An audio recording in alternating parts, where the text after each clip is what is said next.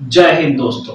मैं पंकज शर्मा एक बार फिर आप सभी का स्वागत करता हूं। दोस्तों, आज हम लोग बायोलॉजी का एक बहुत ही इंपॉर्टेंट टॉपिक पढ़ने जा रहे हैं और ये इतना इंपॉर्टेंट टॉपिक है कि आप जो भी वनडे एग्जाम देते हैं, चाहे वो एसएससी हो, चाहे वो आपका रेलवे एनटीपीसी हो, आरआरबी ग्रुप डी हो, चाहे आपका हेड कांस्टेबल हो या स्टेट बोर्ड से रिलेटेड या आपके स्टेट से रिलेटेड जो भी आपके वनडे एग्जाम्स हो रहे हैं, कोई भी एग्जाम हो जिसके अंदर साइंस आती है, वहां पे इस टॉपिक से रिलेटेड क्वेश्चन आता ही आता है। ये बिल्कुल 100% है कि इस टॉपिक से क्वेश्चन जरूर आएगा, चाहे किसी और टॉपिक से क्वेश्चन आए या नहीं आए। हाँ दोस्तों, आज हम लोग स्वास्थ्य विज्ञान यानी कि हेल्थ साइंस की बात कर रहे हैं।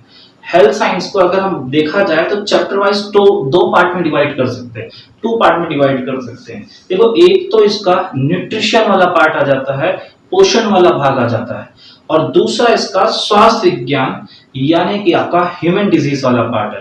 आप सभी जानते हैं कि अगर आप कंपटीशन की प्रिपरेशन कर रहे हैं, अगर आप किसी भी एग्जाम की प्रिपरेशन कर रहे हैं, तो आप ये बहुत अच्छे से जानते होंगे कि ह्यूमन डिजीज कितना इंपॉर्टेंट टॉपिक है। उसके साथ ही साथ आपका न्यूट्रिशन, आपका जो न्यूट्रिशन टॉपिक है यानी कि पोषण जो टॉपिक है, वो कितना ज्यादा इंपॉर्टेंट है।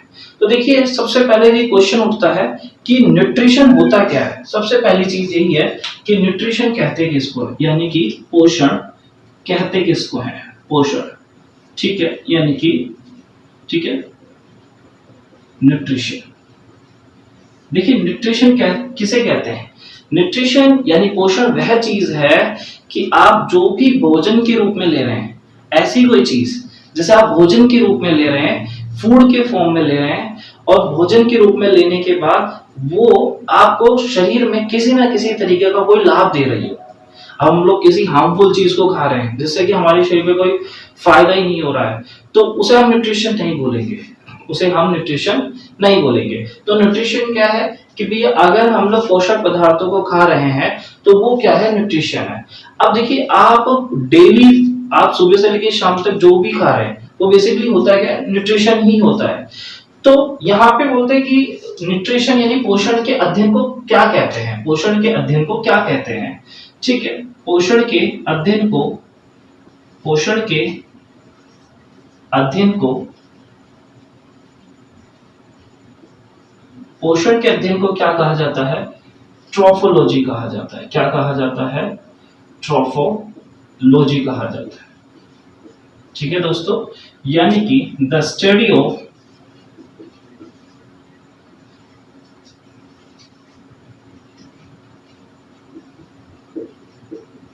nutrition. The study of nutrition is called trophology.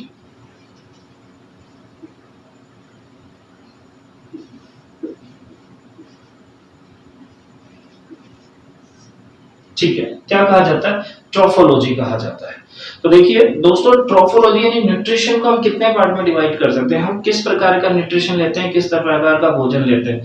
तो सबसे पहली चीज यही उठती है कि हमें भोजन की आवश्यकता क्यों है, हम लोग सुबह, शाम और दोपहर को खाना क्यों खाते हैं, हम लोग भोजन क्यों कर रहे हैं, क्या रीजन है। देखिए दोस्तों, जो हम दिन में 3 टाइम खाना खा रहे हैं या पूरे दिन में जो भी चीज खाते हैं, वो सब आपके पोषण के अंदर ही आती है, न्यूट्रिशन के अंदर ही आती है। लेकिन इसकी हमें जरूरत क्यों है, हम खा क्यों रहे हैं। तो दोस्तों, आप ये बहुत अच्छे से जानते हैं कि आप जो न्यूट्रिशन लेते हैं, आप जो भोजन लेते हैं, उससे एक तो आपको एनर्जी मिलती है। एक तो सबसे पहली चीज क्या आपको क्या मिलती है, इससे ऊर्जा मिलती है। क्या मिलती है, एक तो आपको इससे ऊर्जा मिलती है, एनर्जी मिलती है। और कोई चीज है क्या, और कोई दूसरी चीज है क्या, आपको एनर्जी के अलावा और क्या मिलता है यहाँ पे, है ना। आपको भोजन से एनर्जी के अलावा और क्या मिलता है। देखिए, 2 चीजें हैं आपको भोजन से, एक तो एनर्जी मिल रही है, दूसरी आपने सुना होगा जैविक क्रियाएं। जैविक क्रियाओं को पूरा करने के लिए या उन्हें नियंत्रित करने के लिए भी हमें किसकी जरूरत होती है, पोषण की आवश्यकता होती है। बोले सर, ये जैविक क्रियाएं है क्या, यानी लाइफ प्रोसेस है क्या। देखो, लाइफ रिएक्शंस या लाइफ प्रोसेस होती क्या है, जो जैविक मतलब जीवन, जो जीवन जीने के लिए सबसे इंपॉर्टेंट हो, यानी कि मैं बोलूं कि ऐसी कोई क्रिया जिसके बगैर आप जिंदा ना रह सके। जस्ट इमेजिन कि अगर मैं बोलूं कि आपका हार्ट काम करना बंद कर दे, तो क्या आप जिंदा रह पाएंगे? बिल्कुल नहीं रह पाएंगे। तो यानी कि ये जो हृदय है, हार्ट है, वो एक प्रकार की क्या कर रहा है? जैविक क्रिया कर रहा है। मैं आपसे क्या देता हूँ, चलो ठीक है, लीवर आपका काम नहीं कर रहा है, आपका लीवर बिल्कुल काम नहीं कर रहा है, तो यानी कि क्या आप जिंदा रह सकते हैं? नहीं, आप जिंदा नहीं रह सकते। आपका लीवर काम नहीं कर रहा तो आप मर जाएंगे। अगर मैं बोलूं आपकी किडनी काम नहीं कर रही है, आपकी किडनी बिल्कुल काम नहीं कर रही है, तो यानी कि आप क्या जिंदा रह पाएंगे? नहीं। शरीर का वह अंग कोई ना कोई काम करता है, और शरीर में कोई ना कोई अंग कोई ना कोई प्रकार की क्रिया करती है। आपके शरीर में कोई ना कोई अंग, हर अंग कोई ना कोई क्या करती, क्रिया करती है। जैसे अगर मैं बात करूं कि आपके शरीर में जो रक्त है उसका संचार हो रहा है, उसी को आप क्या बोल देते हैं? रक्त परिसंचरण, यानी कि ब्लड सर्कुलेटरी सिस्टम कह देते हैं, यानी कि ब्लड सर्कुलेटरी फंक्शंस कह देते हैं। ठीक है, तो यानी कि आपके शरीर में कुछ ना कुछ क्रियाएं होती है, उन क्रियाओं को करने के लिए भी, पूरा करने के लिए भी किसकी आवश्यकता होती है? न्यूट्रिशन की जरूरत होती है। चलिए आगे बढ़ जाते हैं कि आपको जो न्यूट्रिशन है वो कितने प्रकार का लेते हैं। देखिए दोस्तों, आप बेसिकली दो प्रकार के न्यूट्रिशन लेते हैं। आप बेसिकली कितने प्रकार का? दो प्रकार का न्यूट्रिशन लेते हैं। देखिए कौन कौन सा न्यूट्रिशन लेते हैं? एक तो ऑर्गेनिक और एक इनऑर्गेनिक, यानी कि एक तो कार्बनिक और एक अकार्बनिक। यानी कि आप एक तो कार्बनिक पोषक तत्व लेते हैं,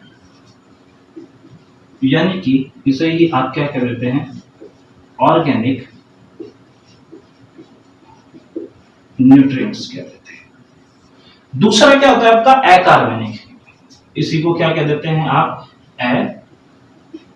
कार्बनिक, ठीक है, पोषक तत्व, पोषक तत्व, यानी कि इसको कहते हैं हम इन ऑर्गेनिक न्यूट्रिशन या न्यूट्रिएंट्स। ठीक है, यानी कि ऑर्गेनिक यानी इनऑर्गेनिक। अब ऑर्गेनिक पोषक तत्व क्या होते हैं, कार्बनिक पोषक तत्व क्या होते हैं, और अकार्बनिक पोषक तत्व क्या होते हैं? देखिए आपके शरीर में कार्बनिक पोषक तत्वों से आपको ऊर्जा प्राप्त होती है। सबसे इंपॉर्टेंट चीज कि जो भी आप कार्बनिक पोषक तत्व लेते हैं उन सभी से आपको क्या प्राप्त हो रही है? एनर्जी प्राप्त हो रही है, ऊर्जा प्राप्त होती है। याद रखना, इन सभी से आपको क्या प्राप्त होती है? ऊर्जा प्राप्त होती है। ठीक है, दूसरा यानी कि इन सभी से आपको क्या प्राप्त होती? एनर्जी प्राप्त होती है ना। अब देखिए दूसरी तरफ बात करते हैं, बोले सर यहां से तो समझ में आ गया कि ये जो कार्बनिक पोषक तत्व है वो क्या करते हैं? ये कार्बनिक पोषक तत्व आपको शरीर में ऊर्जा देते हैं, एनर्जी देते हैं। लेकिन अगर दूसरी तरफ बात की जाए, जो अकार्बनिक जो पोषक तत्व है, अकार्बनिक पोषक तत्व क्या करते हैं? तो दूसरी बात हमने की थी कि जो अकार्बनिक पोषक तत्व है वो शरीर में आपकी जो भी क्रियाएं होंगी, यानी कि जो भी क्रियाएं हो रही उन्हीं को हम क्या बोलते हैं? जैविक क्रियाएं। उन्हीं को हम क्या बोलते हैं? जैविक क्रियाएं। आपके शरीर में जो भी जैविक क्रिया होती हैं, जो भी आपकी जैविक क्रियाएं होती हैं, यानी कि आपकी लाइफ प्रोसेस होती हैं, उन लाइफ प्रोसेस को यानी पूरा करने का काम या उनको कंट्रोल करने का काम कौन करता है? अकार्बनिक पोषक तत्व। देखिए दोनों चीजें हम लोग यहाँ देखिए कि जो आपके न्यूट्रिएंट्स होते हैं, आपके जो पोषण होते हैं, वो कितने प्रकार के होते हैं? वो दो प्रकार के होते हैं। कौन कौन से होते हैं? एक तो कार्बनिक पोषक तत्व, एक आपका अकार्बनिक। कार्बनिक पोषक तत्वों का काम क्या होता है? आपके शरीर में ऊर्जा बनाने का काम होना चाहिए। आप इनसे आपको क्या प्राप्त होती है? ऊर्जा, एनर्जी मिलती है। और अकार्बनिक पोषक तत्वों से आपको क्या मिलता है? जो कि आपकी जैविक क्रियाओं में पूरा करने में या जैविक क्रियाओं की जिनको आवश्यकता होती है। ठीक है, चलिए आगे बात कर लेते हैं कि जो कार्बनिक पोषक तत्व हैं वो कौन कौन से हैं। देखिए इसी में आ जाता है आपका प्रोटीन, इसी में आ जाता है आपका प्रोटीन। ये जो प्रोटीन है ये एक प्रकार का आपका क्या है? कार्बनिक पोषक तत्व है। ठीक है, दूसरा बात कर लेते हैं आपका कार्बोहाइड्रेट। दूसरा है कार्बोहाइड्रेट। ठीक है, कार्बो, ठीक है, हाइड्रेट। ठीक है, थर्ड आ जाता है आपका कार्बोहाइड्रेट के बाद फैट, यानी कि वसा। इसी में आ जाता है आपका वसा, एंड देन आ जाता है इसी में फाइबर। इसी में क्या आ जाता है आपका? फाइबर। ठीक है, तो इस प्रकार से आपके जो कार्बनिक पोषक तत्व है वो कितने हो गए? कार्बनिक पोषक तत्व प्रोटीन, कार्बोहाइड्रेट, फैट और फाइबर्स होते हैं। नेक्स्ट देखते हैं अकार्बनिक पोषक तत्व कौन से होते हैं। देखिए अकार्बनिक पोषक तत्वों के अंदर दो चीजें आती हैं, एक तो आती है आपका इस वाले भाग में आ जाता है, एक तो जल, यानी इसी को आप क्या बोल देते हैं, वाटर। ठीक है, दूसरा वो जो पार्ट है उसी को आप कहते हैं खनिज, क्या कहेंगे, खनिज। और इसी में आता है आपका लवण, यानी कि मिनरल्स, और इसी के साथ साथ आप बोल सकते हैं मिनरल्स एंड साल्ट। ठीक है, इसी में आप क्या बोल सकते हैं, मिनरल्स एंड साल्ट। ठीक है, तो इस तरीके से ये आपका पूरी तरीके से हम लोगों ने बात की है कि आपके जो कार्बनिक पोषक तत्व है उनको कितने कितने भागों में किस किस तरीके से बांटा जाता है। तो देखिए आपके शरीर को इन सभी से ऊर्जा मिलती है। ठीक है दोस्तों, एक चीज और है इसमें ही, इसी में ही हम लोग नीचे लिख रहा हूँ, मैं अलग पेन से लिख रहा हूँ क्योंकि उसका एक खास कारण है, इसी में ही लिख रहा हूँ एक और विटामिन, इंपॉर्टेंट है, इसे भूलना नहीं चाहिए था। ठीक है, विटामिन। ठीक है, विटामिन देखिए इसे डब्बे में बंद कर दिया है, इसको डब्बे में बंद कर दिया है और 2 स्टार भी लगा दिए हैं। तो देखिए ये विटामिन को मैंने अलग पेन से लिखा है या फिर मैंने स्टार लगा दिया, उसका कोई ना कोई रीजन रहा होगा। देखिए इसका रीजन क्या है, इसका रीजन देखिए protein, carbohydrate, fat and fibre, इन सभी से आपको क्या मिलती है, एनर्जी मिलती है। इन सभी से आपको क्या मिलती है, एनर्जी मिलती है। लेकिन अगर बात की जाए विटामिन, विटामिन से आपको कोई ऊर्जा नहीं मिलती है। ध्यान रखना दोस्तों, ये आपके सारे के सारे क्या है, कार्बनिक पोषक तत्व हैं। यानी कि प्रोटीन आपका कैसा है, कार्बनिक पोषक तत्व है, यानी कि ऑर्गेनिक न्यूट्रिएंट्स है। कार्बोहाइड्रेट ऑर्गेनिक है, फैट ऑर्गेनिक है, ठीक है, विटामिन ऑर्गेनिक है, फाइबर ऑर्गेनिक है।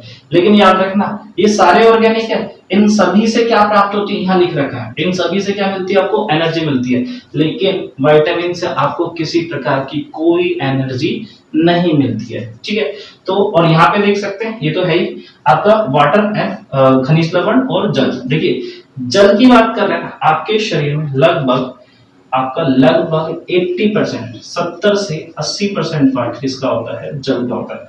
आपके शरीर में जो 70 से 80% भाग होता है वो जल का ही होता है। ठीक है, अब बोले सर खनिज भी कौन कौन से होते हैं। देखिए आपके शरीर में बहुत सारे खनिज होते हैं, आपके शरीर में काफी कुछ खनिज होते हैं, लेकिन हम लोग इंपॉर्टेंट खनिजों को पढ़ लेते हैं जो काफी इंपॉर्टेंट है। जैसे उसमें से देख सकते हैं, एक तो आपका आयरन है ना, Fe, इसी को आप क्या बोल देते हैं, लोहा बोल देते हैं।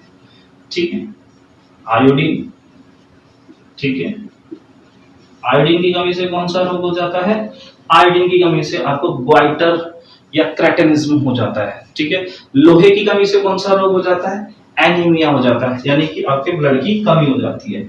नेक्स्ट देख लेते हैं आपका Zn, यानी कि जिंक भी इसी के अंदर आता है।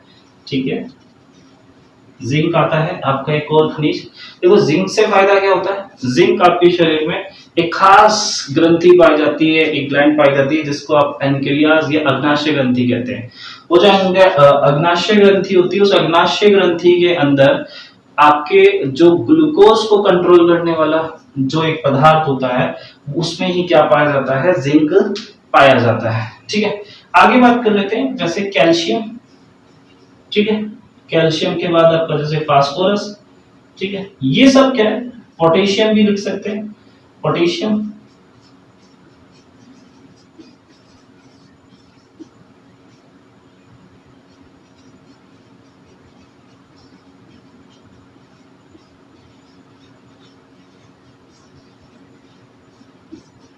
ठीक है, इन सभी में ये पूरा एक तरह का फ्लो चार्ट है जो कि आपके न्यूट्रिशन के अंदर आता है। अब यहाँ पे दूसरा तरीके से और डिवीजन किया जाता है, दूसरे तरीके से और डिवीजन किया जाता है। और दूसरा डिवीजन क्या है कि यहाँ पे ये पूछा जाता है कि जो भी आपके पोषक पदार्थ हैं, यानी कि आपका जो पोषक पदार्थ है उन्हें और तरीके से कैसे बांटा जाता है। तो देखिए इसमें एक और आता है जैसे मैक्रोन्यूट्रिएंट्स और माइक्रोन्यूट्रिएंट्स। देखिए ये एक और मैं यहाँ पे डिवीजन करके बता रहा हूँ कि मैक्रोन्यूट्रिएंट्स और माइक्रोन्यूट्रिएंट्स और पूछा जाता है। तो देखो मैक्रोन्यूट्रिएंट्स तो वो होता है जो आपके शरीर में काफी मात्रा में लिया जाता है। एक माइक्रोन्यूट्रिएंट्स न्यूट्रिशन कौन सा होता है, जो आपके शरीर में बहुत ही कम मात्रा में लिया जाता है। तो ध्यान देना, प्रोटीन आपके शरीर में काफी मात्रा में लिया जाता है अगर मैं बात करूं कि जो प्रोटीन है वो आपको कितना खाना चाहिए डेली का, प्रतिदिन का आपको कितना खाना चाहिए, तो रेशियो अलग अलग है। जैसे टीनेजर्स को लगभग रोज का 40 से 50, टीनेजर्स को थोड़ा ज्यादा खाना चाहिए, लगभग आपको 70 ग्राम के आसपास खाना चाहिए, और बच्चों को उससे भी ज्यादा खाना चाहिए, ठीक है, वयस्कों को थोड़ा सा कम खाना चाहिए। हम लोग मान के चल सकते हैं कि 70 ग्राम के आसपास क्या होता है, 70 ग्राम के आसपास डेली का, पर डेली, ठीक है, डेली का क्या होता है, प्रोटीन जरूरत होती है। अगर मैं बात करूं कार्बोहाइड्रेट, कार्बोहाइड्रेट काफी मात्रा में खाई जाती है, लगभग 300 ग्राम से लेकर डेली का 400 ग्राम तक क्या खाना चाहिए आपको, कार्बोहाइड्रेट खाना चाहिए। फैट की भी बात की जाए तो लगभग आपके 80 से 100 ग्राम तक, 80 से 100 ग्राम तक आपको क्या खानी चाहिए, फैट खानी चाहिए। फाइबर्स की बात की जाए तो फाइबर भी आपके जो शरीर है उसमें लगभग आपको 40 से 50 ग्राम क्या खानी चाहिए, डेली की फाइबर्स खानी चाहिए। तो ये तो हो गए सारे के सारे मैक्रो, यानी कि मैक्रो का मतलब है, देखिए ये सारे के सारे ये हुए सारे, यहां लिख रहा हूं जिसी को क्या कहा जाता है, ठीक है, मैक्रो न्यूट्रिएंट्स। इन सभी को क्या कहा जाता है, मैक्रोन्यूट्रिएंट्स कहा जाता है। देखो मैक्रोन्यूट्रिएंट्स इसको हिंदी में क्या बोल सकते हैं, बृहत पोषक पदार्थ या बृहत पोषक तत्व। बृहत मतलब जिसे काफी मात्रा में खाया जाए, अधिक मात्रा में खाया जाए। दूसरी तरफ लेते हैं कि जो माइक्रो होते हैं, माइक्रो मतलब बहुत कम मात्रा में जिसकी जरूरत होती है, तो एक तो उसमें से हो जाता है आपका मिनरल्स। मिनरल्स आपका किसके अंदर आता है, माइक्रो के अंदर आता है, ठीक है, एक तो आपका ये माइक्रो के अंदर आता है। दूसरा आपका ये जो दूसरा पार्ट है आपका जो विटामिन है, ये भी किसके अंदर आता है, ठीक है,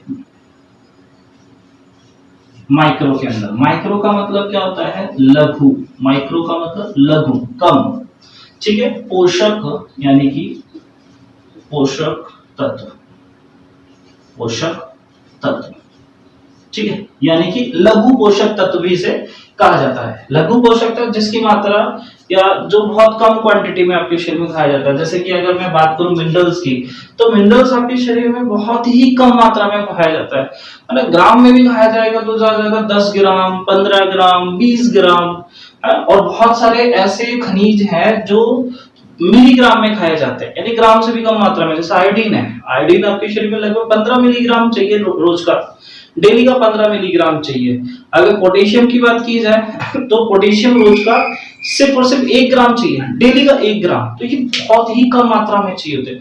जो आपके शरीर को बहुत ही कम मात्रा में चाहिए वो सारे आपके कौन से हो जाते हैं, वो सारे के सारे आपके माइक्रो न्यूट्रिशन के अंदर आ जाते हैं। विटामिन भी आपके शरीर में बहुत ही कम मात्रा में होती है या ली जाती है। जबकि अगर मैं बात करूं protein, carbohydrate, fat and fibre, ये आपके शरीर में अधिक मात्रा में लिए जाते हैं, इसलिए इनको क्या कहा जाता है, बृहत पोषक तत्व, यानी कि मैक्रोन्यूट्रिएंट्स, ठीक है, मैक्रोन्यूट्रिएंट्स कहा जाता है, ठीक है। तो ये आज बेसिकली एक हम लोगों ने क्लासिफिकेशन किया। आज हम लोगों ने जो आपके पोषक तत्व है, यानी कि जो पोषक तत्व उनको किस किस तरीके से बांटा जाता है, उसका हम लोगों ने आज यहाँ पे विभाजन किया है, उसका वर्गीकरण किया है, उसका क्लासिफिकेशन किया है। नेक्स्ट लेक्चर में हम लोग यहाँ से यानी कि कार्बनिक पोषक पदार्थों से चीजों को स्टार्ट करेंगे, ठीक है दोस्तों। अभी के लिए आप सभी का धन्यवाद। जय हिंद।